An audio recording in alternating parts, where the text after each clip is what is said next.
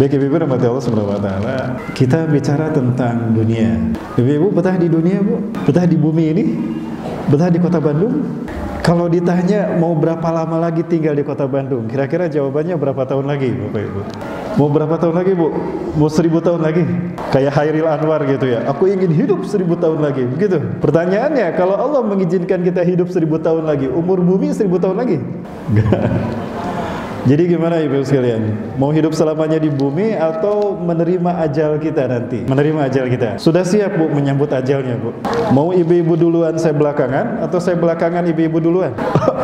Oh, saya duluan masuk surga. Boleh, Bu? Baik ibu-ibu rahmati Allah. Enggak, Pak. Sebentar Bapak Ibu, jangan kemana-mana, tetap bersama saya yang satu ini. Bapak Ibu sudah terhubung, bisa dijauhkan Pak kalau masih panjang. Oke, biar resolusinya lebih besar. Bapak Ibu rahmati Allah, tema kita adalah tentang tertipu gelap gemerlapnya dunia. Dunia dengan bumi sama tidak, Bu? Dunia ini alam fana.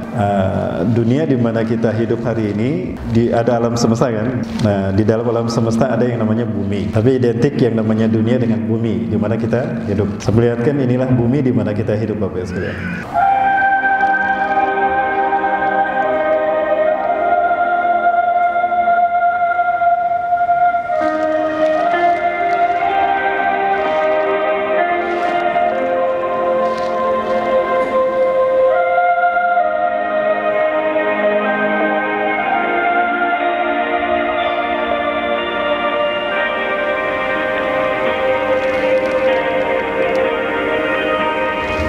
Ya. Ini relief bumi, ada pegunungan, ada daratan, ada lautan, ada sungai, ada pegunungan, ada gurun pasir. Ini relief bumi. Kemudian ada flora dan fauna. Ini curug apa air terjun? Niagara, curug Niagara. Bahasa kita.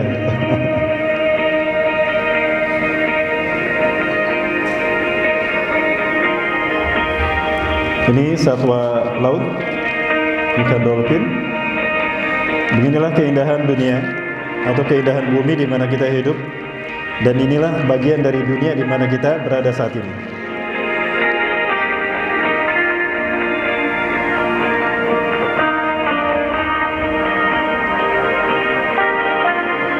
Sungguh indah mempesona bagaimana gambaran dunia di mana kita hidup hari ini, terutama bumi. Dan Rasulullah SAW menggambarkan seperti hidangan yang manis, mempesona, indah mempesona. Ad-dunya hulwatun hadirah. Dunia itu ibarat manisan yang begitu menggiurkan. Wallahu mustakhlifukum fiha, dan Allah menjadikan kalian sebagai khalifah di muka bumi. Fattakud dunya, hati-hatilah dengan dunia. Wattaqun nisa, dan waspadalah terhadap wanita. Untuk bumi, dunia, saya bilang hati-hati. Untuk wanita, waspada. Fa inna fitnata bani Israil kanat fin nisa.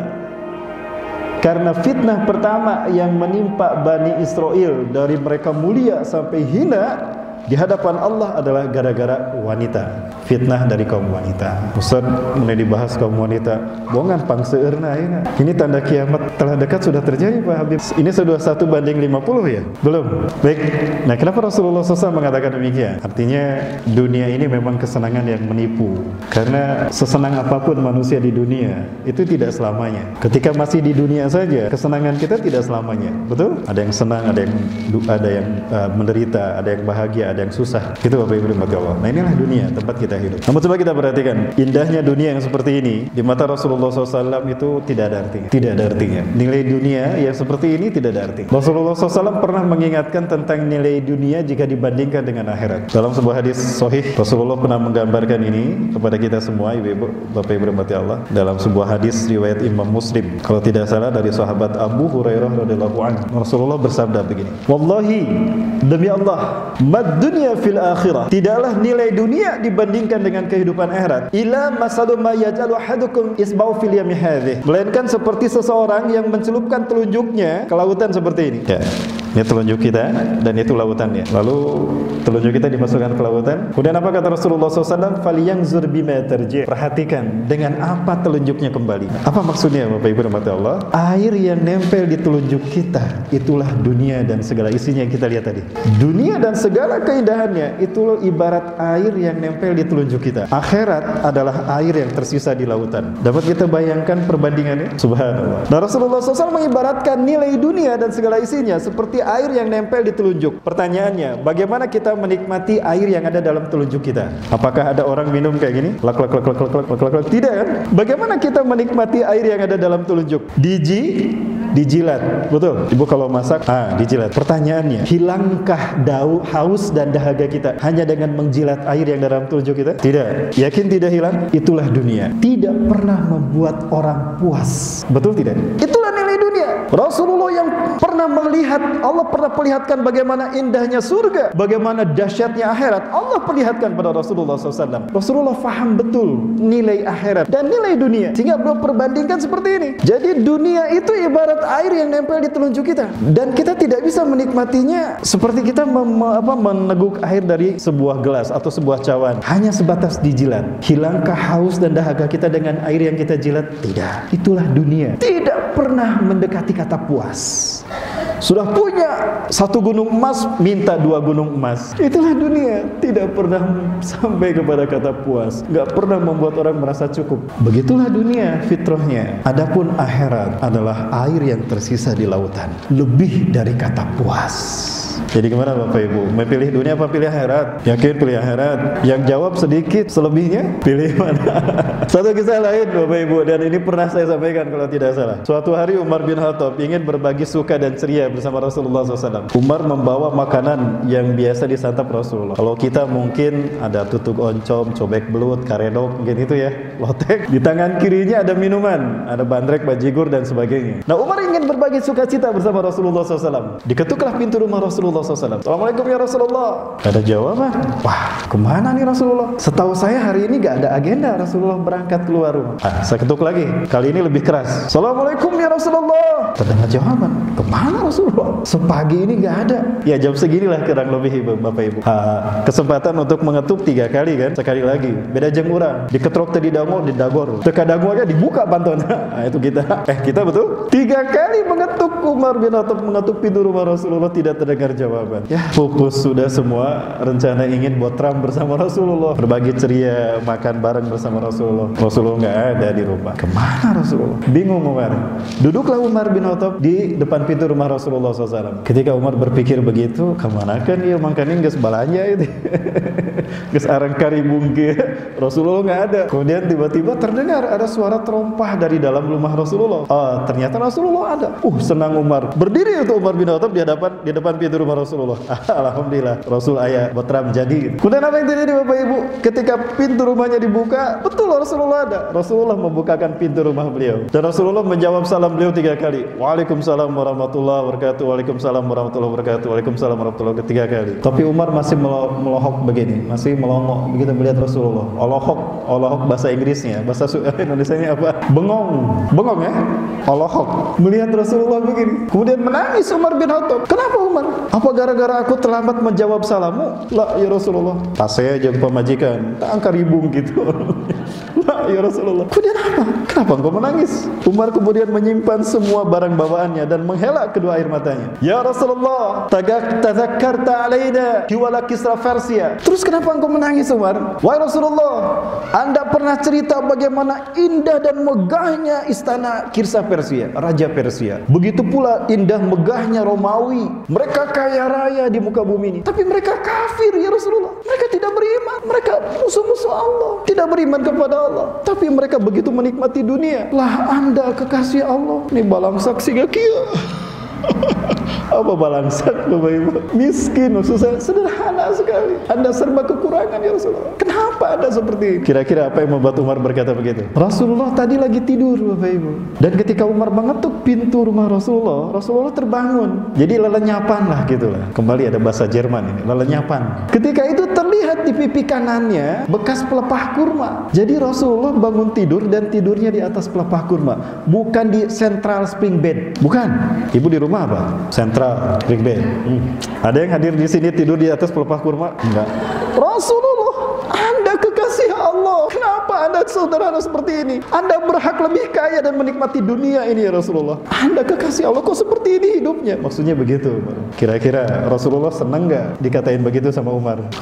Maka Rasulullah dengan tegas mengatakan, ya Umar, innahum qaumun ajlat ni'matuhu fid dunya wa laysa lahum nasibun fil akhirah. Hai Umar, ingat Umar, mereka adalah kaum yang Allah segerakan kenikmatannya di dunia, dan di akhirat sedikit pun mereka tidak akan pernah senang. Umar, tidak ada kesenangan sedikit pun bagi mereka. Wa nahnu amanahnu qaumun ukhirat ni'matuna fil akhirah. Adalah kita satu kaum yang kesenangan kita ditangguhkan Allah nanti di akhirat. Jadi dunia ini bukan tempat tinggal kita, hidup kita yang sesungguhnya nanti di akhirat. Ayo, mau pilih dunia apa pilih akhirat Umar? Ya Rasulullah, hanas curik sugan teh bener. Dihapus lagi air matanya, Bu. Pakai telinga. Pemada takhdar ya Umar. Umar, mau pilih mana kamu? Pilih dunia apa pilih akhirat? Akhirnya apa kata Umar? Al-akhirah ya Rasulullah. Akhirat kalau begitu. Al-an ya Umar. Sejak sekarang rubah orientasi hidupmu Umar. Subhanallah. Sejak hari itu kehidupan Umar berubah drastis. Umar bin Khattab tidak lebih kaya dari Rasulullah SAW. Betapapun beliau sudah menjadi khalifah. Umar bin Khattab ini khalifah dari 4 khalifah Khulafaur Rasyidin yang mampu memperluas Islam sampai ke belahan bumi bagian timur dan barat. Persia dikuasai sama Umar dalam perang Qadisiyah. Romawi takluk sama Umar sampai Al-Aqsa Yerusalem dikuasai kaum muslimin. Ketika Umar itu berkuasa, tersebar luas. Tapi bagaimana kehidupan Umar? Tidak lebih kaya dari Rasulullah SAW. Suatu hari Umar pernah mengutus, ini ada peristiwa di Mesir. Saat itu yang Umar utus menjadi gubernur Mesir adalah Abdullah bin Amr bin As. Saat itu ada perluasan pembangunan gedung pemerintahan, pembangunan infrastruktur, jalan layang dibangun, istana dibangun. Ada seorang Yahudi Mesir itu kesabet tanahnya dan rumahnya kesabet. Dia tidak terima. Kenapa kau ambil tanah saya? Ini tanah saya. Ini buat ke pemerintahan. Kamu harus terima. Kamu kan butuh pemerintah dan pemerintah butuh tanah kamu. Serahkan. Ini undang-undang baru. Maka apa kata pemuda orang Yahudi tadi? Awas ya, aku adukan kamu ke Khalifah Umar bin Khattab. Biar tahu rasa kamu. Silakan kalau kamu berani. Emang kamu bisa pergi ke sana? Bisa. Pergilah orang Yahudi ini ke Madinah. Dia bayangkan istana gubernurnya aja megah, apalagi khalifahnya lebih megah lagi, begitu kan? Logikanya seperti itu. Kalau gubernurnya aja istananya bagus, apalagi presidennya, apalagi khalifahnya, pasti istananya lebih megah lagi. Gak kebayang Madinah itu kayak Los Angeles mungkin ya. Datanglah orang Yahudi ke sana, tapi bingung dia, mana istananya ini? Ringkas cerita, dia berpapasan dengan seorang laki-laki yang sedang tidur di bawah pohon kurma. Tidurnya di atas pelepah kurma. Di sampingnya ada keledai tunggangan. Lalu sama ya Syekh, hal arafta aina makana Kisra Umar bin Khattab Khalifatul Rasulillah, Khalifatul Muslimin. Barangkali Anda tahu Tuan di mana istananya Khalifah Umar bin Khattab. Anda siapa? Anda Fulan bin Fulan. Saya dari Mesir. Saya punya hajat kepada Khalifah Umar bin Khattab. Oh baik, kita biar. Saurafiqha ilaih. Aku antar Anda pada beliau. Mari berangkat. Makin jauh kok makin kumuh. Tanda petik pikiran dia, ini mana istananya? Kok makin lama perkampungannya makin sederhana gitu. Sehingga di mana Bu? Sehingga di mana Bu? Ayo, ya sehingga di dinya malah gitu. Anda betul mau menunjukkan saya pada Khalifah Umar? Betul. Sebentar lagi kita sampai. Sebentar lagi istananya mana? Makin bingung orang tadi. Kemudian sampailah di sebuah rumah yang sederhana sekali. Sebentar, duduk dulu. Saya mau masuk dulu. Orang itu masuk ke dalam rumah yang sederhana tadi. Ternyata orang tadi ganti baju. Orang tadi ganti baju dan kemudian duduk. Anda perlu apa Anda kepada Khalifah Umar? Wah, Anda kan tadi mau menunjukkan saya kepada Khalifah Umar. Mana Khalifah Umar? Istananya belum kelihatan. Ya saya Khalifah Umar. Anda Khalifah Umar. Ya saya Umar bin Khattab. Siapa Anda? Enggak masuk di akal. Gubernurnya istananya megah. Khalifahnya rumahnya sederhana. Anda Khalifah Umar. Ya Allah, saya Khalifah Umar. Fulan, sini. Jelaskan pada dia siapa saya. Oh iya, Anda Khalifah. Anda Khalifah Umar bin Khattab. Anda Khalifah kami. Anda pemimpin kami. Amirul Mu'minin. Kamu mau tanya siapa? Baik. Terus masalahnya apa? Nah, diceritakan, saya tidak terima tanah saya diambil sama gubernur Mesir Abdullah bin Amr bin As. Pokoknya saya ingin tanah saya kembali. Baik, Umar bin Khattab ngambil tulang. Ada sebuah tulang sapi atau tulang unta, diambil. Umar ngeluarkan pedangnya, seret gitu, dibikin garis lurus, seret begitu. Nih, kasihin sama gubernur kamu. Ini katakan dari Khalifah Umar. Makin bingung dia. Terus Khalifah nasi kaki. Istana mana? Birokrasi nasi kaki. Cuma ini faqad hada. Ayo, alisa hada turid? Bukankah ini yang kau inginkan? Kasihkan ini. Kullahu li ana hada minni Umar bin Khattab. Sampaikan padanya ini dari Umar bin Khattab. Makin tidak ngerti dia. Iya, pemerintahan Islam birokrasi nah. Bingung dia sepanjang jalan. Sampailah dia kembali di Mesir. Abdullah bin Amr bin As, gubernur Mesir. Demi Allah, alhamdulillah aku sudah bertemu dengan Umar bin Khattab, khalifah kaum muslimin. Nih, dia ngasih ini sama kamu. Kamu ke sana? Iya. Dan dia ngasih ini sama kamu. Ini dari Khalifah Umar, betul. Bergetar tuh tangan dan tubuhnya Abdullah bin Amr bin As. Pasukanku, berhenti Pak, jangan diteruskan. Kenapa gubernur? Kita bangun dulu rumah orang Yahudi ini. Ayo, makin bingung lagi gitu. Orang Yahudi hanya dengan tulang yang dikasih garis, komunikasi jalan, masalah selesai. Itulah Umar bin Khattab. Sampai wafat Umar bin Khattab tidak lebih kaya dari Rasulullah SAW. Karena begitulah nilai dunia dibandingkan dengan akhirat. Jadi gimana Bapak Ibu? Ibu-ibu mau pilih dunia apa pilih akhirat? Kalau suaminya dimutasi, pindah rumah, rumahnya lebih kecil, gajinya lebih kecil lagi, tetap mau bersabar. Subhanallah, Pak dengerin Pak. Bu, sabar itu jalan masuk surga tanpa hisab. Betul kata Rasulullah. Ketika di padang mahsyar manusia digiring ribuan tahun, ada sekelompok orang yang selonong boy ingin masuk surga. Dicegat sama malaikat penjaga surga. Ingtahu. Ila aina antum zahibun? Sebentar. Mau kemana kalian pergi? Nahnu zahibun ilal jannah. Kami ingin masuk surga. Kami ingin masuk ke surga kami. Fima kuntum? Kalian ini siapa? Tuh baca, dimohon antri, tidak boleh nyelek. Balik dia ke itu.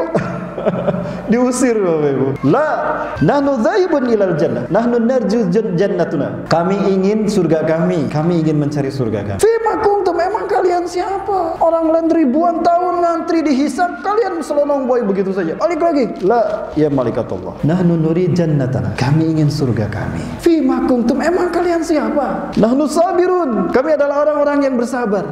Fima kuntum? Fima sabrukum idzan. Enak aja ngomong. Sabar itu mudah diucapkan, tapi susah dilakukan. Betul Bu? Emang sabar kalian seperti apa? Fima sabrukum idzan. Kalau gitu sabar kalian seperti apa? Apa jawaban mereka? Ya malaikat Allah, nahnu sabiruna fi ta'atillah, fi mangsyatina wa fi makrahina. Kami adalah orang-orang yang bersabar di jalan Allah. Dalam keadaan senang kami sabar. Sesusah apapun hidup kami sabar dalam mentaati Allah. Sesusah apapun hidup kami tidak mengurangi kadar ketaatan kami kepada Allah. Wa nahnu sabiruna an ma'siyatillah. Dan kami adalah orang-orang yang bersabar dalam menahan diri dari memaksiati Allah. Sesusah apapun kami tidak melakukan maksiat kepada Allah. Hahwa nahnu sabruna ya malaikat Allah. Demikianlah sabarnya kami wahai malaikat Allah. Sadaqtum idzan. Kalau begitu benarlah kalian. Idzan antum kama qultum. Kalau begitu benarlah sabar kalian. Tafaddalu idhathu an jannatikum. Silakan cari surga kalian. Dibukakan pintu surga. Tuh Bu.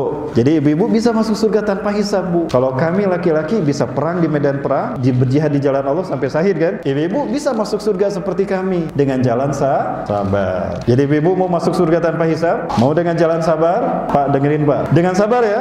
Sabar siap? Baik Bapak Ibu rahmati Allah, kembali kepada dunia. Rasulullah SAW mengingatkan kita untuk berhati-hati terhadap dunia, karena dunia itu menipu. Indahnya dunia itu hanya sesaat saja. Di zaman Nabi Musa ada sosok yang bernama Qarun, kaya raya. Dia ahli kimia.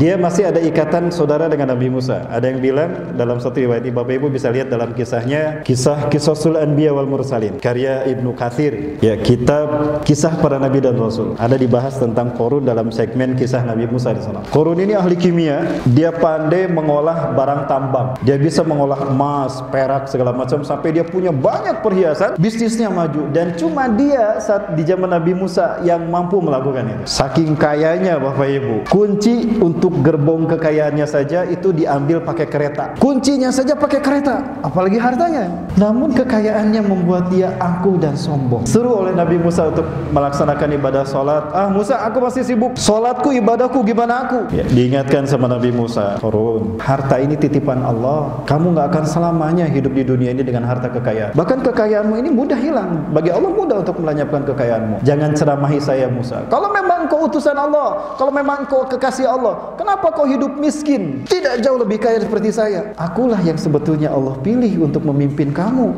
Buktinya Allah memberikan kekayaan dunia kepada saya. Allahu Akbar. Qarun, ingat, kita bersaudara. Demi Allah, aku katakan ini agar kau kembali kepada Allah. Hartamu ini ujian bagi kamu. Jangan sombong. Apa kau tidak lihat Musa? Mereka ingin kaya seperti saya. Betul Nabi Musa, kami juga ingin kaya seperti Qarun. Banyak umat Nabi Musa yang ingin berharap kaya seperti Qarun. Tapi apa yang terjadi? Qarun makin lama makin ingkar. Bahkan pernah suatu saat Qarun ingin membinasakan Nabi Musa. Karena terus saja menasihati Nabi Musa itu kepada Qarun. Sampai suatu saat si Qarun pernah menyewa seorang wanita cantik. Kamu minta berapa? Maksudnya, kamu goda Musa. Kalau kamu pernah berzina dengan Musa, katakan pada orang-orang, saya bayar seperti apa yang kamu minta. Saya minta sekian ribu dinar. Baik, saya kasihkan. Betul tuh, Nabi Musa difitnah sama wanita itu. Sampai orang-orang akhirnya mencibir Nabi Musa. Betul Musa, katanya kamu berzina dengan wanita ini. Allahu Akbar. Kalian bertanya itu, aku Nabi dan Rasul Allah. Terkutuk kalian mengatakan itu kepada saya. Aku nggak pernah ketemu dengan wanita ini. Tapi wanita ini bilang seperti itu. Dan buktinya perutnya buncit. Selidik punya selidik, ternyata pada akhirnya wanita itu ngaku kalau dia disuruh sama Qarun dan dibayar sekian ribu dinar. Allahu Akbar. Akhirnya sudah tidak bisa lagi ditolerir kejahatan Qarun. Sampai pada akhirnya Qarun kesal menantang Nabi Musa. Oh, baik Musa, kalau memang kau benar Nabi dan Rasul Allah, bahkan Allah berkata-kata langsung kepada engkau untuk mewujudkan apapun yang kau inginkan. Yuk kita mubahalah. Qarun, bertobatlah kepada Allah. Tidak perlu kita melakukan ini. Jangan main-main dengan kata-katamu. Tidak, aku tidak main-main, aku serius. Wahai manusia, hadir semuanya. Orang-orang hadir tuh di alun-alun itu. Musa, berdiri kamu di sana, aku di sini. Yuk kita saling bermubahalah. Kalau memang kau ini benar utusan Allah, apa yang kau inginkan? Kita buktikan kebenaran kata-kata kita masing-masing. Baik Qarun. Di mana aku harus berdiri? Tuh di sana Musa. Baik, berdirilah Nabi Musa dengan Qarun tuh. Lalu Qarun berkata, wahai Musa, aku dulu atau kamu dulu yang berkata? Kamu dulu, aku nggak ngerti permainan kamu. Baik, Qarun ngangkat tangan Bapak Ibu. Ya Allah, Engkau adalah Tuhanku, tidak ada Tuhan selain Engkau ya Allah. Engkau lebih cinta kepadaku kepada Musa. Musa berbohong dengan kata-katanya. Tunjukkan kebenaranku ya Allah sekarang juga kepada manusia. Jika memang Musa benar, tolong tenggelamkan Musa ke dalam tanah ya Allah. Biar orang-orang tahu kalau akulah yang benar. Lakukan ya Allah, inilah permintaanku. Itu kata Qarun. Tapi Musa gini, mana Qarun? Aku nggak tenggelam. Sebentar, masih loading. Ya jaringan ada lelet. Atuh kuatannya isian lah. Mana Qarun? Oke lah, mungkin loadingnya belum selesai. Kamu dulu, mungkin baterainya lemot gitu. Baik Qarun, dengarkan. A'udzubillahi minasyaitonirrajim. Bismillahirrahmanirrahim. Nushhiduka ya Rabb annaka rabbuna la ilaha illa anta. Ahbithi ilal ardi hatta mankibai. Ya Allah, aku bersaksi tidak ada Tuhan selain Engkau. Engkau adalah Tuhan pencipta alam semesta dan Engkau penggenggam jiwa alam semesta. Demi kebenaran-Mu sebagai Tuhan kami, tenggelamkan Qarun sampai kedua mata kakinya. Tilalap kata mabuk. Sampai ke mata kakinya. Alah, benar Musa tumen kuatannya belum banyak. Jaringan halus. Berdebar-debar tuh jantung Qarun. Qarun, bertobatlah kepada Allah sebelum segala sesuatunya terjadi. Tidak Musa, kebetulan saja engkau bisa Allah mendengar ucapanmu. Baik, giliranmu sekarang. Ya Allah, Engkau Maha mendengar, Engkau Maha kuasa dan Engkau mencintai kami dan mencintai saya. Tolong tenggelamkan Musa sampai kedua lututnya. Segera ya Allah, jangan ditunda-tunda. Nabi Musa, mana Qarun? Aku bisa loncat-loncat. Aku bisa jalan. Allah tidak mendengarmu Qarun. Udah jangan banyak bicara, giliranmu sekarang. Nabi Musa berdoa lagi, ya Allah tenggelamkan Qarun sampai kedua mata kakinya. Tenggelam tuh Bu, sampai kedua mata kakinya. Bahkan rumah dan istananya tenggelam. Istana dan hartanya tenggelam. Di situ dia mulai kaku dan keluh. Ayo Musa, ayo Qarun, sekarang giliran kamu. Ya Allah, tenggelamkan Musa seluruh tubuhnya. Tenggelamkan Musa ya Allah. Tidak terjadi apa-apa. Giliran aku Qarun. Ya Allah, tenggelamkan Qarun dengan semua hartanya dan jangan kau sisakan sedikit pun ya Allah agar menjadi pelajaran bagi kami yang hidup saat ini. Maka Allah belah itu tanah, bumi, tenggelamlah Qarun dengan semua hartanya. Terhina sekali dia. Orang-orang yang tadinya berharap ingin kaya seperti Qarun, gening Qarun siga gitu, embung lah ya. Terus ya cukup. Subhanallah. Nah itulah Qarun yang tertipu dengan kehidupan dunia, padahal dia orang cerdas Bapak Ibu, ahli kimia, ahli pertambangan. Ada seorang sahabat yang juga tertipu dengan kehidupan dunia, padahal sahabat ini tadinya soleh luar biasa, ahli ibadah, tunduk pada Allah Azza wa Jalla, patuh kepada Rasulullah. Nah, kita pasti pernah mendengar nama Sa'labah bin Hatib Al-Ansari. Dia orang Ansar Madinah. Dia tidak pernah tertinggal sholat berjamaah bersama Rasulullah SAW. Suatu hari ada kisah unik menimpa Sa'labah. Setiap kali selesai bersolat berjamaah, Assalamualaikum warahmatullahi, Assalamualaikum warahmatullahi, biasanya kita membaca Allahumma antas salam, kayak gitu ya. Dia beda, Allahumma lantas jalan. Begitu Assalamualaikum warahmatullahi, Assalamualaikum warahmatullahi, bertek lompat. Kenapa dia? Ya Rasul, nggak tahu. Sakit perut? Enggak, sehat. Sholat berikutnya berjamaah kayak gitu lagi. Udah selesai Assalamualaikum warahmatullahi, Assalamualaikum warahmatullahi, bertek lompat lagi. Sampai setiap sholat seperti itu. Akhirnya Rasulullah narik, tunggu dulu, mau kemana? Sholatmu itu punya hak untuk kau sempurnakan dengan zikir dan wiridmu. Kan aku sudah mengajarkan zikir dan wirid itu. Iya ya Rasulullah, tapi maaf ya Rasul, aku harus segera pulang. Kenapa Sa'labah? Aku perhatikan kau dari kemarin seperti itu. Maaf ya Rasulullah, istri saya nunggu di rumah. Sarung yang saya pakai ini mau dipakai sama istri saya. Di rumah nggak ada lagi sarung. Istri saya nunggu pengen sholat juga ya Rasulullah. Oh gitu. Kamu cuma punya satu sarung? Iya ya Rasulullah, saya cuma punya satu sarung. Kalau saya di sini, istri saya sholatnya akhir nanti ya Rasulullah. Allahu Akbar. Ya udah, sok cepat pulang. Kok kamu nggak bilang sama saya? Enggak ya Rasulullah. Maafkan ya Rasulullah, saya malu untuk meminta pada Anda. Pergilah Sa'labah ke rumahnya. Ya, kemudian Rasulullah datang ke rumahnya dan memberikan bantuan. Rasulullah ngasih sarung sama Sa'labah. Nih buat kamu dan ini buat istrimu. Lain kali jangan langsung Allahumma lantas jalan. Baca wirid dulu, sempurnakan dulu salat. Baik ya Rasulullah. Nah kemudian Sa'labah mendekati Rasulullah dan berkata, ya Rasulullah, bolehkah saya meminta sesuatu ya Rasulullah? Apa Sa'labah? Aku yakin Allah Maha Kaya dan Allah Maha Mendengar. Boleh nggak saya meminta kepada Allah sesuatu, wahai Rasulullah? Oh boleh. Allah senang jika kamu meminta. Dan Allah tidak berkurang kekayaannya, betapapun semua makhluk meminta kepada Allah. Kalau begitu ya Rasulullah, tolong mintakan kepada Allah, doakan saya agar Allah memberikan harta yang cukup untuk saya. Sa'labah, apa masih kurang dengan apa yang kau miliki? Tidak ya Rasulullah, tapi aku ingin lebih daripada ini. Siapa tahu apabila hartaku lebih, aku bisa lebih bersedekah. Aku nggak bisa bersedekah ya Rasulullah. Tidak Sa'labah, kamu tidak mampu memanage hartamu nanti jika Allah menambah hartamu lebih daripada ini. Ya Rasulullah, aku yakin ya Rasulullah. Tidak Sa'labah. Habis sholat ngomong lagi kepada Rasulullah, terus begitu meminta. Wahai Sa'labah, kamu lihat ketika aku berjalan di muka bumi, gunung-gunung pergi mengintariku. Dan andaikan aku meminta kepada Allah agar gunung itu dirubah menjadi emas, demi Allah, Allah akan mengabulkannya. Tapi aku tidak memintanya Sa'labah, karena dunia ini membahayakan kita, bisa menipu kita Sa'labah. Enggak ya Rasulullah, Anda melihat saya beriman pada Allah, Anda bersaksi kan, saya kuat iman Islam saya siap untuk mengelola harta saya nanti. Sungguh-sungguh Sa'labah? Betul ya Rasulullah, demi Allah, aku sungguh-sungguh, aku akan menunaikan hak setiap orang atas hartaku nanti. Baik, saya berdoa kepada Allah. Lalu Rasulullah sholat 2 rakaat dan meminta kepada Allah. Kemudian Sa'labah berkata, ya Rasulullah, sudah kau doakan aku? Sudah Sa'labah. Hati-hati kamu Sa'labah, kamu bisa celaka dengan hartamu. Allah mengabulkan doamu. Alhamdulillah, terima kasih ya Rasulullah. Nanti saya beliin Mercy buat Anda, Pajero ya Rasulullah. Sa'labah kemudian, Bapak Ibu dirahmati Allah, ringkas cerita, dia kebeli kambing sekian pasang, unta sekian pasang. Saat itu dia merawat dengan senang hati. Kehidupan biasa normal, ibadah dia tetap, sholat ke masjid dia tetap. Namun apa yang terjadi?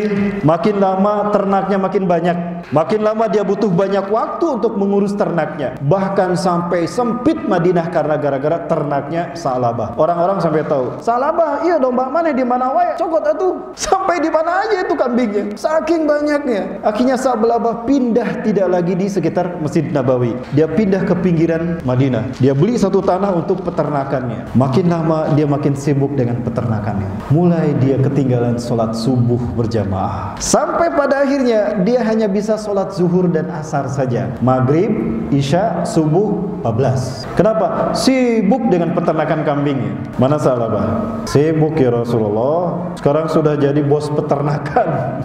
Allahu Akbar, nasihati dia. Kemudian makin lama makin sibuk juga, makin banyak juga peternakannya. Kemudian dia pindah lagi lebih jauh lagi dari Madinah. Makin susah dia sholat berjamaah, hingga hanya bisa sholat Jumat saja. Sholat 5 waktu absen.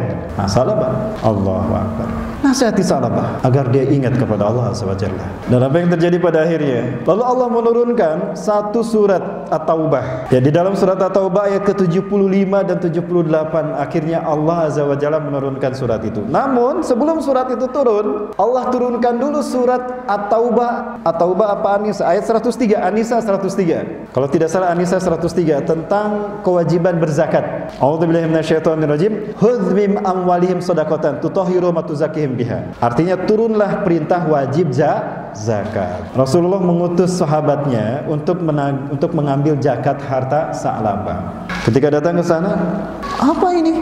Kenapa harus diambil?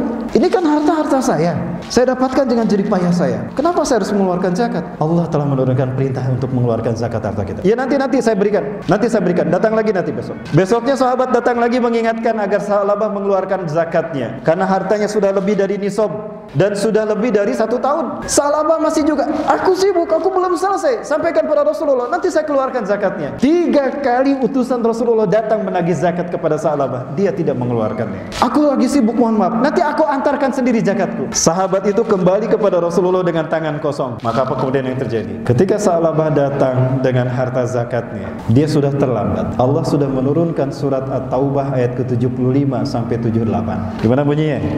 Ada Quran terjemahan, Bu Jefi bisa pinjam? Atau ada Bu Jefi mau baca? Ayat ini menurut Ibnu Katsir dan para ulama mufassir seperti Abdullah bin Abbas, Al-Hasan Al-Basri radhiyallahu anhuma mengatakan turun terkait dengan Sa'labah. Dan di antara mereka ada orang yang telah berjanji kepada Allah, sesungguhnya jika Allah memberikan sebagian dari karunia-Nya kepada kami, niscaya kami akan bersedekah dan niscaya kami termasuk orang-orang yang soleh. Lalu ketika Allah memberikan kepada mereka sebagian dari karunia-Nya, mereka menjadi kikir dan berpaling dari dan selalu menentang kebenaran. Para sahabat dicibir. Padahal itu utusan Rasulullah. Dia sudah berani mengabaikan perintah Rasulullah, bahkan perintah Allah. Maka Allah menanamkan kemunafikan dalam hati mereka sampai pada waktu mereka menemuinya, karena mereka telah mengingkari janji yang telah mereka ikrarkan kepada Allah, dan juga karena mereka selalu berdusta. Tidaklah mereka mengetahui bahwa Allah mengetahui rahasia dan bisikan mereka, dan bahwa Allah mengetahui segala yang gaib. Dia malah berpikiran buruk kepada Rasulullah. Rasulullah iri dengan kekayaannya dan ingin mendapatkan sebagian dari hartanya. Kok tumben-tumbenan nih, mentang-mentang saya sudah lancar bisnisnya, turun perintah zakat. Allahu Akbar. Lalu dia datang pada Rasulullah membawa zakatnya dan mengatakan, ya Rasulullah, mohon maaf saya terlambat membayar zakat saya. Ini zakat saya Rasulullah SAW. Maafkan, Allah sudah melarang aku menerima zakatmu. Kenapa ya Rasulullah? Engkau kan menarik zakat dari saya dan saya sudah rela ikhlas mengeluarkannya. Tapi Allah sudah melarangnya. Allah sudah menurunkan ayatnya kepadaku. Dibacakan ayatnya. Ya. Lalu Rasulullah mengambil tanah dan menaburkan tanah tadi kepada kepalanya Sa'labah. Nasibmu tidak lebih dari seperti tanah ini. Wailun laka ya Sa'labah. Wailun laka ya Sa'labah. Wailun laka ya Sa'labah. Celaka engkau Sa'labah. Celaka engkau Sa'labah. Sampai Rasulullah SAW wafat, zakatnya Sa'labah tidak diterima sama Rasulullah. Ketika Abu Bakar menjadi khalifah, Sa'labah datang kepada Abu Bakar menyerahkan zakat hartanya. Abu Bakar pun menolak. Kenapa kau serahkan zakatmu kepadaku setelah Allah dan Rasulnya menolak? Rasulullah saja tidak menerima zakatmu, apalagi aku. Maaf Sa'labah, Allah melarangku untuk menerima zakat. Allahu Akbar. Khalifah Umar menjadi khalifah, Umar diangkat jadi khalifah. Sa'labah menyerahkan zakatnya pada Umar, Khalifah Umar ditolak juga. Utsman menolak juga, Ali menolak juga. Ali tidak. Sa'labah berakhir hidupnya di zaman Utsman bin Affan. Sampai wafatnya Sa'labah, dia tidak sempat mengeluarkan zakat dari hartanya. Allahu Akbar. Itulah nasib buruk menimpa Sa'labah. Tertipu dengan gemerlapnya dunia. Bapak Ibu sekali lagi, hati-hati terhadap dunia. Masih ada satu rumusan yang Allah berikan, Allah berlakukan kepada dunia. Betapapun kita berharap dan tamaknya terhadap dunia, betapapun rakusnya seseorang terhadap dunia, hukum Allah sudah berlaku, Bapak Ibu. Apa hukum Allah yang dimaksudkan? Di dalam hadis Qudsi riwayat Al-Qudai dikatakan, kalau Allah berfirman kepada dunia, ya dunia, ukhdumi man khadamani wastakhdimi ya dunia man khadamaki. Wahai dunia, layanilah orang yang menghambakan dirinya kepadaku, penuhi semua kebutuhannya. Wastakhdumi ya dunia man khadamaki, dan perbudaklah orang yang menghambakan diri kepadamu. Bikin sibuk orang yang menghambakan diri kepadamu. Contoh orang yang diperbudak dunia tadi sudah disampaikan. Sekarang contoh orang yang mampu manage dunia dengan baik. Orang yang menyerahkan semua urusan hidupnya hanya untuk Allah, lalu Allah pun perintahkan dunia melayaninya. Biasanya ini cerita para ustadz. Allah buktikan kepada siapapun yang menghambakan diri kepadanya, dunia melayaninya. Ini ada cerita lagi. Cerita di Suriah. Ada sebuah tempat di Suriah.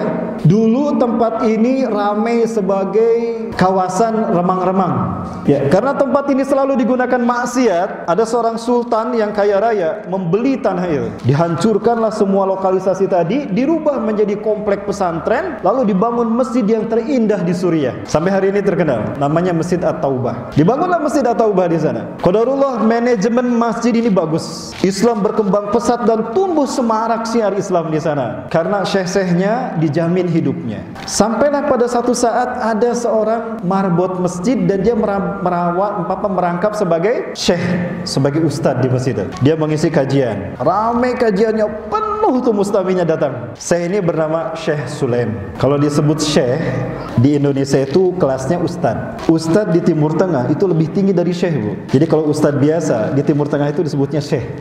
Ustadz itu di atas syekh. Kalau kita dibalik, syekh di luhur, ustadz di bawah, gitu ya. Dibalik, Bu. Syekh Sulaim ini cerdas dalam beragama, pintar dia dalam Islam, faham luar biasa tentang syariah. Maka banyak jemaah kajian masjid di At-Taubah Suriah ini merasa terpenuhi, terjawab semua masalahnya, makmur sejahtera umat Islam di sekitar Masjid At-Taubah di Suriah saat itu. Tapi karena Syekh Sulaim sehari-hari di masjid, dia mengandalkan makan minumnya dari pemberian jamaah, makannya dari jamaah, minumnya dari jamaah, dapat harta zakat diberikan Pak Diendos, ada kadang pakai robani, ya, kadang pakai bajunya apapun lah. Ringkas cerita, suatu hari Allah menguji Syekh Sulaim ini 3 hari 3 malam, gak ada orang ngasih makanan sama dia. Kamarana itu tumen, para rohok gitu, beli kompak pohon nate gitu. Kan saya tuh harus makan gitu. 3 hari 3 malam dia tidak makan. Kebayang Bapak Ibu. Tapi kajian jalan terus. Kotak infak tadi usian gitu. Ringkas cerita, dia sudah sangat lapar Bapak Ibu, sampai lemes dia, sampai dia berkali-kali pingsan, tapi tidak ada yang tahu. Hingga akhirnya dia pasrah kepada Allah. Ya Allah, saya siap mati sekarang ya Allah. Gak apa-apa ya Allah. Marijeng nyepengan beteng gitu. Ya Allah, saya siap mati ya Allah. Andaikan kelaparan ini membuat saya mati, siap ya Allah. Ridho abi masal kau ridho pada saya. Ya, suatu hari Bapak Ibu, Sulaim sudah tidak kuat lagi. Ya Allah, aku sudah tidak kuat lagi ya Allah. Dan posisiku ini sudah sampai pada darurat, di mana engkau menghalalkan apapun untukku, termasuk bangkai pun halal untukku sekarang. Maka aku memilih. Dia memilih di antara dua, antara mencuri dan memakan bangkai. Kalau dia makan bangkai, itu bangkai ada dalam tubuhnya, maka dia berpenyakit nantinya. Oh, kalau gitu lebih baik saya mencuri. Gitu lebih baik mencuri. Mencuri aja dia. Jadi ninja Bapak Ibu sekalian. Saya siap mencuri. Bapak Ibu, yang namanya rumah di Suriah, di Timur Tengah, Jordan, Palestina, Suriah itu rumahnya hampir sama. Dan mereka berdekatan, sehingga orang bisa loncat dari satu atap ke atap yang lain dengan mudah. Dia nerekel ke masjid, naik ke masjid, keluar, itu sudah tertutup, jadi ninja. Gak jelang. Tidak lebih dari 3 rumah yang dilewati, tercium aroma masakan yang lezat. Kayak, iya baru nama ke masak ya. Alhamdulillah, sabarnya kesian ya nama. Dari aromanya kayaknya ini masak balado terong ya. Bener keresep urang gitu. Dengan mudah dia 3 loncatan sampai dia di tengah rumah itu, di ruang tengah di rumah itu. Kosong rumahnya. Dia langsung hidungnya udah peka di mana dapur berada. Langsung ke dapur Bapak Ibu. Begitu sampai di dapur, dibuka. Masya Allah, ini kayaknya baru mateng ini. Kebetulan ini kesenangan saya, alhamdulillah. Ya Allah, maafkan ya Allah. Bukankah ada satu nas dalil ad-daruratu tunbihul mahzurat? Kondisi darurat, kondisi terpaksa membolehkan sesuatu yang dilarang. Mencuri dilarang, tapi aku darurat, halal buat saya, boleh buat saya. Diambil itu, walaupun dia ragu mau makannya. Diambil terong itu. Ya Allah, sekali lagi maafkan aku. Ini, ya Allah, maafkan aku ya Allah. Terpaksa aku melakukan ini. Aku sudah tidak kuat ya Allah. Dimakanlah terong tadi. Bismillahirrahmanirrahim. Allahumma barik lana fima razaqtana wa qina azabannar. Belum. Sagegel tapi gegelnya gede Bapak Ibu. Allah mengingatkan dia. Sa'alabah. Kamu ini ustaz dan kamu sudah terkenal. Jamaahmu ribuan dari mana-mana. Seluruh penjuru kota ini itu mengenal kamu ustaz, orang soleh. Apa jadinya kalau mereka tahu engkau pencuri? Allahu Akbar ya Allah. Maafkan aku ya Allah. Disimpan lagi itu terong, tutup lagi, balik lagi dia ke masjid. Ternyata di masjid sudah dimulai kajiannya. Saat itu ada ustadz guru dia yang ngisi kajian. Dia langsung ke masjid, duduk paling ujung belakang, barijim nyarande nyepengan beuteung. Innalillahi wa inna ilaihi raji'un. Begitu Bapak Ibu. Dia tidak menyaksikan, tidak mendengarkan ceramah sang ustadz karena sedang sibuk dengan perutnya. Lapar, 3 hari 3 malam tidak lapar. Jadi Bapak Ibu, perhatikan makmur masjid ya, jangan lupakan. Jangan-jangan ada Sulem di sini. Enggak di sininya Pak Bibnya enggak ada. Selesai kajian orang-orang bubar, dia masih nyarane di ujung sana, barijeng nyepengan beuteung Bapak Ibu. Ini kisah nyata Bapak Ibu. Kisah nyata. Ya Allah, saya pasrah ya Allah. Jika Israel datang saya sudah siap ya Allah. Mana Israelnya? Ayo, Israel. Sudah tidak kuat dia. Kemudian ada seorang wanita bercadar. Karena zaman dulu memang sudah bercadar kaum wanita di sana. Dia datang dengan seorang laki-laki yang sudah tua, menghadap kepada sang ustadz. Di mana sang ustadz masih duduk di makomnya, wanita ini datang dan menyampaikan hajatnya. Wahai syekh, wahai ustaz, saya Fulanah binti Fulan. Saya sudah lama menjanda. Sudah sekian bulan saya menjanda. Kehidupan saya tanpa suami. Sebulan 2 bulan saya tahan wahai ustaz. Tapi lama-kelamaan fitnah selalu terdengar di telinga saya. Tolong bimbinglah saya untuk bisa menikah. Carikan saya suami. Dan saya siap menikah sekarang juga. Ini walinya adalah paman saya. Hanya dia satu-satunya keluarga saya dan dia bisa menjadi wali nikah saya. Oh gitu. Siapapun orangnya, kamu terserah saya, menyerahkan percaya pada saya percaya asalkan ustadz yang memilihnya. Culang cileng di masjid usasahangan si Sulem di juru tuh. Kerja pengan betul. Pasrah menanti kematian. Lumayan itu 3 hari 3 malam tuh makan. Ubah bala-bala, ubah gehu, ubah nunyoguhan ini kena poho, teboga pulsa gitu. Sulem, tali ya Sulem. Kamu mau nikah sama laki-laki itu? Dia Ustaz yakin akidahnya bagus, dia bisa membimbing saya. Ya, dia murid saya yang terbaik. Orang-orang suka sama dia. Alhamdulillah. Boleh Ustaz, saya siap menjadi istrinya. Ya, baik kalau begitu. Sulem, sini. Terkadang udah tersibuk menyembuhkan beuteung. Dilempar Sulem. Allahu Akbar. Sini. Ada apa nih? Ustaz, itu ditutup tuh. Di perutnya sudah ada batu Bapak Ibu, mengganjal perutnya karena saking laparnya. Duduk. Kang, sini Kang. Ya Kang sama yang satunya lagi sini. Jadi saksi ya. Baik. Sulem, ini Fulanah binti Fulan. Dia sudah lama menjanda. Dia datang ke sini ingin dicarikan jodoh kepada saya untuk menjadi suaminya yang bisa membimbingnya dunia akhirat. Kamu mau menikah dengan dia? Allahu Akbar. Kita kawin dahar ge hese. Orang tinggal tilu poe tilu penting candahar dan tidak kawinnya. Ustaz teh. Ayo Syekh. Laisa indi syai'un atazawwaju biha. Kaifa uzawwijuha? Ana fakir. Ana miskin. Saya miskin, saya fakir Ustaz. Saya enggak punya apa-apa. Bagaimana saya mau bisa nikahin sama dia? Mas kawin urusan saya. Enak mamane hayang bom kawin kan. Nyari dikawinkan mah hayang wae.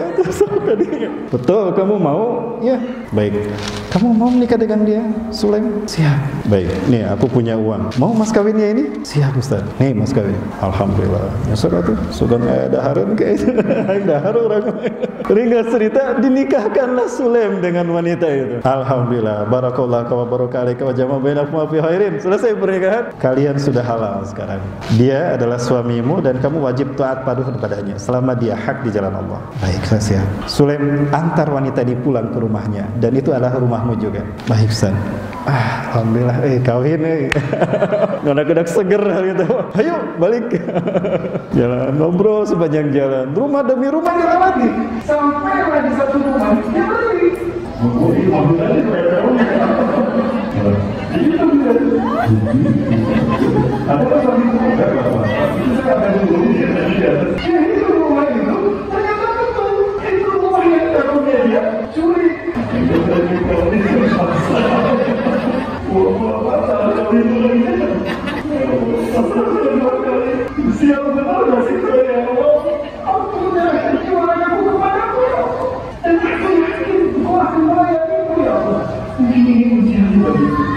Sudah aku ditimpa apa tidak karena aku harus percaya dari situ yang tadi.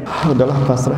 Ayo suamiku, inilah rumah kita. Kita masuklah ke dalam rumah tadi. Duduklah mereka berdua di kursi depan rumah, di dalam ruang tamu. Begitu sang istri membukakan cadarnya, cantiknya luar biasa. Subhanallah. Terima kasih Allah. Leungit telan lapar dengan pamajikan gelis. Alhamdulillah, terima kasih ya Allah. Nangis ya, poho karena lapar. Tuh Bu, sesusah apapun suami ketika melihat wajah istrinya cantik, hilang tuh yang namanya lapar. Buktikan Bu ya, suamiku terima kasih sudah menikah denganku. Gak kecewa memiliki istri seperti saya. Senang aku menjadi suamimu. Kemudian kaya kamu gitu ya. Canda heran gitu ya. Wahai suamiku, apakah kau lapar? Hah? Enggak, aku baru aja tadi sebelum kajian aku sudah makan, masih kenyang. Bohong. Suamiku, sebentar ya, aku ke dapur dulu. Aku sudah masak masakan yang enak. Sepertinya engkau suka dengan makananku ini. Tunggu ya, aku ke dapur dulu. Ya Allah, ke dapur itu pancina geus dibuka ku urang. Eta terongna geus digagal hiji ku urang. Ya Allah, pasrah saya. Kalaupun saya harus bercerai sekarang juga, saya terima ya Allah. Menjerit istrinya, Allahu Akbar, kurang ajar. Siapa yang berani-berani mencuri terong saya? Awas kamu ya, akan aku laporkan dia ke mabeling berwajib. Allahu Akbar, tamat. Sial bener ini kan nasib saya. Ada apa istriku? Hai suamiku, ada orang masuk ke rumah saya. Dia mencuri terong yang sedang kita masak. Itu untukmu, hai suamiku. Maafkan aku. Udah gak apa-apa, mungkin dia sedang lapar. Sini duduk istriku, ada hal penting yang ingin aku sampaikan. Bergelayut pikiran dalam hati dia antara hidup langsung dan cerai saat itu juga. Pasrah dia. Wahai istriku, kau sudah kenal aku kan? Iya, engkau ustadz di kampung kami. Engkau ustadz terbaik di masjid ini. Aku bersyukur mendapatkan suami seperti engkau. Engkau tahu kan, sehari-hariku aku habiskan beribadah kepada Allah. Betul, demi Allah, aku menyaksikan. Dan kau tahu, aku tidak bekerja. Betul, kan kau hidup di masjid, pemberianmu dari jamaah. Itu dia. Sudah 3 hari 3 malam, demi Allah, aku tidak makan istriku. Aku lapar luar biasa. Sampai-sampai aku berpikiran kalau hari ini aku akan mati. Hari ini aku akan mati saking aku tidak kuat dengan kelaparanku. Sekarang aku sudah menikah dengan kau. Sekarang aku pasrah kepadamu. Apapun yang kau putuskan aku terima. Maksudmu, akulah yang menggigit terongmu itu. Akulah yang masuk ke rumahmu. Dan aku saking laparnya, aku mencuri terongmu dan aku menggigit. Tapi ketika itu aku ingat, walaupun baru 1 gigitan. Tapi mohon maaf, sudah terlanjur aku telan. Tolong halalkan untukku. Dan sekarang terserah engkau. Apapun yang kau putuskan aku terima. Allahu Akbar. Sini suamiku, dicium tangannya dan keningnya. Ini adalah karunia dan takdir Allah yang terindah untukku, wahai suamiku. Engkau tidak hanya memiliki terong ini, tapi engkau memiliki aku pemilik terong ini, dan kau memiliki rumah pemilik terong ini. Allahu Akbar. Benar ini. Alhamdulillah ya Allah. Bapak Ibu, ini bagi para ustaz, bagi mereka yang berjuang di jalan Allah, yakinlah kalau Allah tidak pernah melantarkan kita. Allah sudah menetapkan rumusan ini bagi dunia, bahwa Allah perintahkan pada dunia melayani siapapun yang menghambakan dirinya kepada Allah. Tapi Allah akan memperbudak siapapun melalui dunia pada mereka yang menghambakan diri kepada dunia, yang habis hidupnya hanya untuk dunia dan dunia. Allahu Akbar. Ya, Bapak Ibu sekalian, saya sudah menikah sejak 99. Pernah bekerja sebagai seorang guru 11 tahun Bapak Ibu. Dari guru honorer sampai wakil kepala sekolah. 2014 saya di PHK. Bingung saya harus bilang apa sama sang istri. Sementara rumah belum lunas, saya membeli rumah dengan sekian termin, baru 1 termin mau saya lunasin termin yang kedua, tapi tiba-tiba keputusan saya dipecat dari pekerjaan saya. Tapi saya sudah hadir di kajian demi kajian. Dan saya bingung harus ngomong apa kepada istri saya karena surat PHK ada di tangan saya. Saya serahkan, saya simpan di meja, saya tidak serahkan pada istri. Ternyata istri saya baca. Lalu istri saya menghadap saya dan, "Abi, ini apa, Abi?" Ya baca aja. "Abi, di PHK." "Iya, Mi." "Pantas kenapa Abi gak kerja hari ini?" "Ya kan udah di PHK." "Gimana tuh mengkaningi macan beres? Anak-anak kita harus kita biayai sekolahnya. Dan si kembar mau masuk sekolah." Anak saya sudah 5 Bu saat ini, tapi istri baru 1. Saya yakin dengan ayat ini Ibu sekalian, dengan hadis qudsi ini, saya sampaikan ini pada istri saya dan saya ceritakan pada Syekh Sulaim ini pada istri saya. Hati-hati Umi. Kalau Umi berpikir rizki kita akan berkurang karena Abi di PHK, berarti syirik kita selama ini. Bahwa rizki kita dari kantor kita, bahwa rizki kita dari bos kita. Apakah dengan Abi di PHK rizki akan berhenti? Tidak, rizki dari Allah. Istighfar pada Allah. Allahu Akbar. Ya Abi, saya nasihatin istri saya. Alhamdulillah, boga dalil euy. Saya nasihatin istri saya dan saya sampaikan, yuk kita hidup berdasarkan takdir dan keyakinan. Indah hidup berdasarkan keyakinan kepada Allah. Kita lihat Allah pasti membuktikan. Itu yang saya nasihatin. Memang kami susah saat ini, tapi qadarullah. Alhamdulillah, rumah kebeli Bu. Ada 2 sekarang. Saya kemana-mana, alhamdulillah ada jamaah yang peduli pada saya, beliin saya kendaraan. Intinya Allah membuktikan janjinya pada kita. Jadi yakini Bapak Ibu sekalian, jangan sampai tertipu dengan kehidupan dunia. Ya Bapak Ibu rahmati Allah. Baik Bapak Ibu rahmati Allah, mohon maaf ini karena memang waktunya sedikit. Banyak hal lain yang ingin saya sampaikan tapi waktu kita tidak cukup. Saya belum membahas bagaimana filosofi yang benar tentang kehidupan kita yang sesungguhnya, ya, tentang keseimbangan hidup dunia dan akhirat. Luruskan orientasi hidup kita Bapak Ibu. Jika selama ini kita berpikir dunia dulu, sholat jangan lupa, terbalik. Luruskan nasihat kita pada putra-putri kita. Nah, sholat yang rajin, jangan lupakan sekolah. Selama ini salah dalam kita memberikan nasihat pada anak kita. Ayo nak, belajar yang rajin, sekolah yang rajin, jangan lupakan sholat. Salah itu. Yang rajin kamu ibadah nak, cari akhiratmu, jangan lupakan duniamu nak. Itulah kenapa selama ini selalu hedonis dan materialis. Sekolah hanya untuk cari kerja, kerja untuk cari harta. Setelah itu selesai, udah pensiun, baru belajar Iqra, lalu belajar baca Quran. Kapan merubah dunia dengan Al-Quran, dengan keyakinan? Mindset itu yang harus kita rubah Bapak Ibu. Ya Ustaz, tapi kan kita harus seimbang antara dunia dan akhirat. Betul. Berapa seimbangnya dunia dan akhirat? Ini seimbangnya dunia dan akhirat. Seimbangnya dunia dan akhirat di mata Rasulullah SAW adalah 1% dunia, 99 akhirat. Ini baru seimbang. Kenapa demikian? Ini hadisnya Bapak Ibu. Allah menciptakan 100 rahmat. 99 rahmat Allah simpan di akhirat, di surga. 1 rahmat saja yang Allah turunkan ke dunia. Indahnya dunia dengan segala isinya ini hanya 1 dari 100 yang rahmat yang Allah ciptakan. 99 ada di akhirat. Mau pilih yang mana? Mau pilih yang 1 apa pilih yang 99? Itulah akhirat. Tapi banyak manusia yang tertipu oleh indahnya dunia. Mereka sibuk dari pagi sampai malam hanya mencari yang 1% saja. Inilah dunia, menipu dan menyesatkan. Akhirat jauh lebih daripada kata itu semua. Bapak Ibu rahmati Allah, inilah akhirat. Orang ini sudah meninggal dunia, namun di saat sakaratul maut Allah bukakan semua hijab antara dia dengan akhiratnya. Maka seperti inilah, walaupun sudah tidak bernyawa, dia masih tersenyum melihat sesuatu. Kira-kira lihat apa Bapak Ibu? Lihat surga apa lihat neraka? Inilah yang nanti akan kita alami. Ketika seseorang sakaratul maut, maka Allah bukakan semua hijab antara dia dengan akhiratnya. Quran surat Qaf ayat ke-22. A'udzubillahi minasyaitonir rajim. Laqad kunta fi ghaflatin min hadha. Laqad kunta fi ghaflatin min hadha fakashafna anka ghita'ak. Fakashafna anka ghita'ak fabasaruka al-yawma hadid. Allahu Akbar. Itu qiraah Al-Afasi, bacaan surat Qaf ayat 22. Sungguh engkau telah lupa wahai manusia, kalau kalian akan mati, setinggi apapun pangkat kalian, sehebat apapun jabatan kalian, sebanyak apapun kekayaan kalian di dunia, kalian akan mati menghadapku. Kalian lupa dengan pertemuan kita wahai manusia. Maka pada hari ini aku bukakan semua hijab antara engkau dengan akhiratmu. Maka pandanganmu tajam saat ini juga. Ketika kita sakaratul maut, akhirat kita akan terlihat. Pastikan ketika Allah mencabut nyawa kita, wajah kita seperti ini. Yang kita lihat adalah surga. Amin. Amin ya rabbal alamin.